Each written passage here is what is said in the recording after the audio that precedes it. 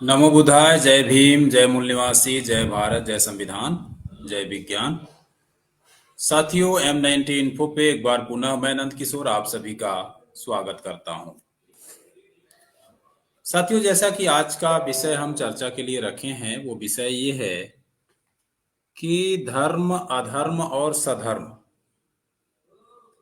बहुत से लोगों का जो विचार है वो धर्म के विपरीत में होता है।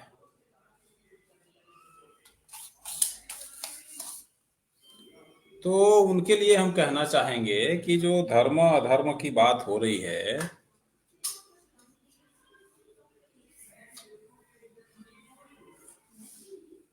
और उस धर्म अधर्म की बात में हम थोड़ा सा और भी बातें इस पे चर्चा करेंगे। तब तक आप लोग जुड़ जाएं।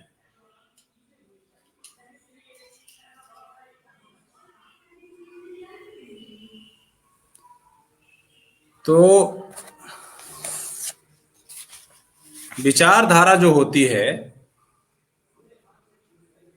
मनुष्य के जीवन का नेतृत्व करता है और जीवन जीने का मार्गदाता होता है। मनुष्य कुछ नहीं है और वो जो कुछ भी है वो विचारधारा ही है। जब मनुष्य पैदा होता है तो उसके पास कोई विचारधारा नहीं होता है और वह शून्य होता है, यहां तक कि वह अपने माता पिता को भी नहीं जानता है। जैसे जैसे बच्चा बड़ा होता है वैसे वैसे उसके मस्तिष्क में विचारों का संग्रह होता रहता है। यह विचारों का संग्रह उसके वातावरण से अधिक प्रभावित रहता है। यह विचार उसके जीवन के व्यक्तिगत, सामाजिक जीवन, धार्मिक या आध्यात्मिक जीवन को निर्धारित करता है। भारत के अधिकांश मनुष्य उद्देश्यहीन जीवन जीते हैं। कुछ लोगों के जीवन का उद्देश्य रहता है सिर्फ जिंदा रहना, कुछ लोगों का उद्देश्य रहता है आनंदमय जिंदा रहना, और कुछ लोगों का उद्देश्य रहता है जीवन को कल्याणकारी बनाना, और कुछ का उद्देश्य रहता है समाज और धर्म में मानवता को स्थापित करना। मनुष्य के जीवन में समाज में स्थापित विचारधारा अधिक प्रभावशील रहती है, चाहे वह विचारधारा असत्य ही क्यों न हो। यदि गलत विचारधारा समाज में प्रस्थापित हो जाता है तो वह सत्य ही प्रतीत होता है।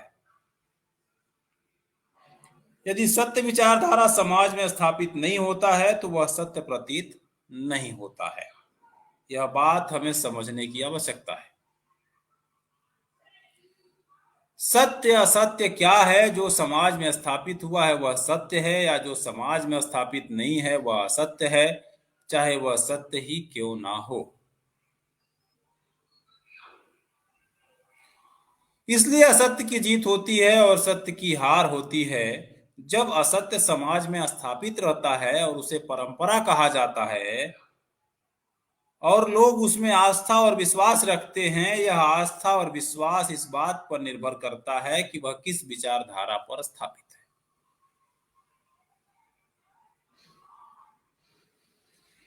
सत्य या असत्य, तर्कशील या अतर्कशील, वैज्ञानिक या अवैज्ञानिक दृष्टिकोण पर हम यह कैसे निर्धारित करते हैं कि मनुष्य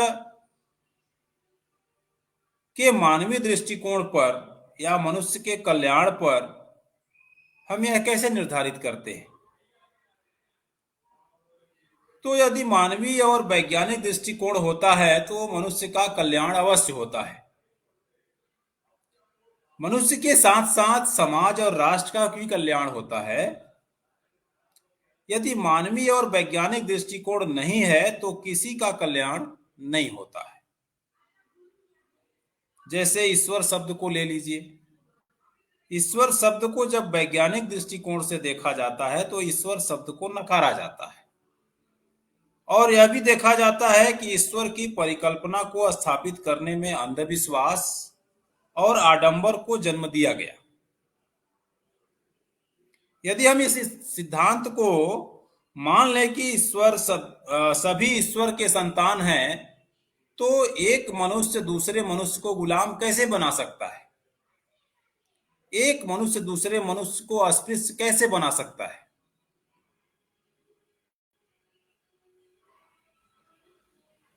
असमानता, अमानवीय दृष्टिकोण कैसे अपनाया जा सकता है?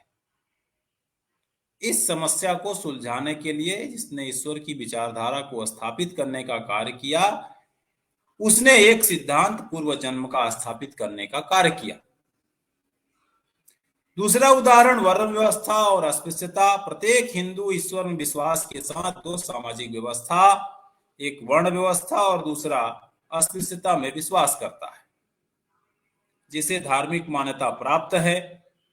वर्ण व्यवस्था ने जाति व्यवस्था की उत्पत्ति की, जो क्रमिक असमानता का प्रतीक है, जबकि अस्पृश्यता ने छुआछूत अर्थात अमानवता को जन्म दिया। एक भला मनुष्य हिंदू धर्म में कैसे विश्वास कर सकता है, जो असमानता और अमानवता की जननी है? जबकि अन्य धर्मों में, चाहे वह ईसाई हो, मुस्लिम हो या अन्य धर्म हो, इन दोनों व्यवस्था को सामाजिक और धार्मिक रूप से नकारा जाता है। अन्य धर्मों में मनुष्य को मनुष्य माना जाता है और उसे गुलाम बनाया जाता है, लेकिन उसे धार्मिक मान्यता प्रदान नहीं की जाती। किंतु हिंदू धर्म में ऐसा नहीं है। हिंदू धर्म में मनुष्य को मनुष्य मानने से ही नकारता है। यह सिद्धांत भारत के 99% हिंदू अपने जीवन में इस विचारधारा को अपनाते हैं। आधुनिक और वैज्ञानिक युग में यह संभव कैसे है? संभव है तो मात्र उसका कारण है कि उसका प्रचार प्रसार ज्यादा हुआ है।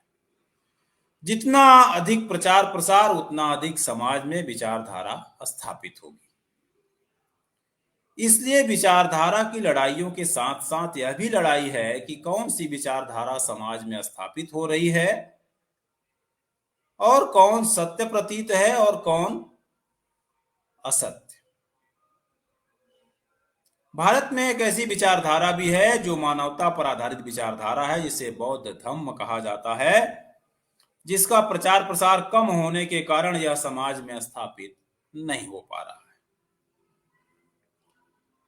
यदि हम इस सिद्धांत को देखें तो भगवान बुद्ध ने कहा कि संसार में हर जगह पतित लोग हैं। पतित लोग दो तरह के होते हैं। एक पतित वह होते हैं जिनके जीवन मापदंड होता है, और दूसरे पतित वे होते हैं जिनके जीवन का कोई मापदंड नहीं होता है। जिनके जीवन का कोई मापदंड नहीं होता है, वह पतित होने पर भी नहीं जान पाता है कि हम पतित हैं, इसलिए वह हमेशा पतित ही रहता है। और दूसरी ओर जिसके जीवन का मापदंड होता है, वह हमेशा इस बात का कोशिश करता है कि पतित अवस्था से ऊपर उठे, क्योंकि वह जानता है कि हम पतित हैं। मनुष्य के लिए जीवन का कोई मापदंड होना या न होना, यही बड़ा अंतर है। मनुष्य अपने स्तर से नीचे गिर पड़े या इतनी बड़ी बात नहीं होती जितनी कि मनुष्य के जीवन का कोई स्तर ही ना हो। यदि मनुष्य अच्छा बनना चाहता है तो उसके लिए 5 मापदंड हैं। हिंसा ना करना, झूठ ना बोलना, नशीली चीजों को ग्रहण ना करना, चोरी नहीं करना, व्यभिचार नहीं करना। शील व्यक्ति के लिए कल्याणकारी हैं, जिन्हें पंचशील कहा जाता है। यहाँ आस्था और विश्वास से लेना देना नहीं है, बल्कि मनुष्य और समाज के कल्याण से लेना देना है। बोधिसत्व बाबा साहब डॉक्टर भीमराव अंबेडकर ने भगवान बुद्ध और उनका धम्म यानी द बुद्धा एंड हिज धम्मा नामक पुस्तक में स्पष्ट लिखा है कि धर्म को समझने के लिए आवश्यक है कि अधर्म और सधर्म को समझा जाए। यदि मनुष्य धर्म, अधर्म और सधर्म के अंतर को समझ ले, तो जिसे वह धर्म समझता है वह वास्तव में अधर्म है। धर्म क्या है?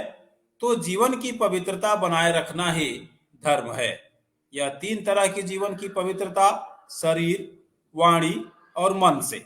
दूसरा, जीवन में पूर्णता प्राप्त करना ही धर्म है। यह 3 तरह की होती है, शरीर, वाणी और मन। तीसरा, निर्माण प्राप्त करना ही धर्म है।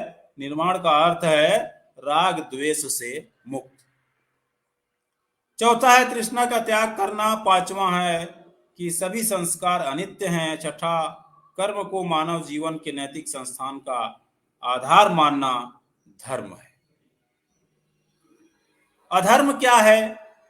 तो पराप्राकृतिक में विश्वास करना अधर्म है, जिसका अर्थ है प्रकृति पर विश्वास न करना। बुद्ध कहते हैं कि यदि मनुष्य पराप्राकृत पर विश्वास करता है तो उसकी बुद्धि का क्या प्रयोजन है? दूसरा, विश्वास न करना, क्योंकि यह कल्पनाश्रित है। इससे केवल मिथ्या विश्वास ही उत्पन्न होता है।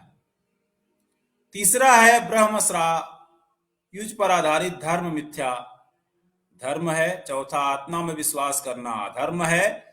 जिस धर्म का सारा दावेदार आत्मा है वह काल्पनिक धर्म है। यज्ञ में विश्वास करना अधर्म है। धर्म की पुस्तकों का वाचन मात्र अधर्म है। धर्म की पुस्तक को गलती की संभावना से परे मानना अधर्म है। सधर्म क्या है? तो मन को निर्मल बनाना सधर्म है। मन ही सबका मूल है, मन ही मालिक है। यदि मनुष्य का मन दुष्ट होता है तो वह दुष्ट वाणी बोलता है, दुष्ट कर्म करता है। दुख उस आदमी के पीछे पीछे ऐसे ही हो लेता है जैसे बैलगाड़ी के पहिए। यदि आदमी का मन शुद्ध है, शुद्ध वाणी बोलता है, अच्छे कार्य करता है, तो सुख आदमी के पीछे पीछे ऐसे हो लेते हैं जैसे कभी साथ न छोड़ने वाली छाया। बुद्ध ने कहा कि विद्वान होने से अधिक महत्वपूर्ण है प्रज्ञावान होना, अर्थात एक मनुष्य बहुत जनों के हित और कल्याण के लिए होता है। प्रज्ञा से भी अधिक महत्वपूर्ण आवश्यकता है सील, और सील के बिना प्रज्ञा खतरनाक है। ज्ञान का उपयोग मनुष्य सील के अनुसार करे, क्योंकि सील ही समस्त कल्याण की जननी है। अर्थात एक मनुष्य के अंदर प्रज्ञा, सील और करुणा, ये तीनों होनी चाहिए। इसलिए बौद्ध धर्म को सधर्म कहा गया है। बौद्ध धर्म मनुष्य को अपना केंद्र बिंदु मानता है और उसे दुखों को दूर करते हुए मानवीय गुणों को स्थापित करता है। इसलिए इसे वैज्ञानिक धर्म भी कहा जाता है। साथियों, आज का जो हमारा चैप्टर था वो समाप्त होता है। आपको यह जानकारी कैसी लगी आप कमेंट में हमारे चैनल पर आप जरूर लिख सकते हैं, और आप हमसे डायरेक्ट भी जुड़ सकते हैं। हमारा जो स्क्रीन पर नंबर चल रहा है, आप डायरेक्ट भी कॉल करके हमसे बात कर सकते हैं। तो साथियों, यह कार्यक्रम रिले हो रहा था M90 इन्फो यूट्यूब चैनल पर, आप उसे देख सकते हैं। बाद में भी ये वीडियो लाइव रहेगी। तो आप सभी लोगों से रिक्वेस्ट है कि इसे ज़्यादा से ज़्यादा लोगों तक शेयर करें, ताकि वैज्ञानिक युग में जीकर वैज्ञानिक विधि का प्रचार प्रसार हम कर सके, अंधविश्वास पाखंड को दूर कर सके। तो आप सबके साथ सहयोग की जरूरत के साथ आप ऐसा करेंगे, ऐसा विश्वास करते हुए हम आज के इस कार्यक्रम को यहीं पर समाप्त करते हैं। आप सभी का बहुत बहुत आभार, धन्यवाद। नमो बुद्धाय, जय भीम।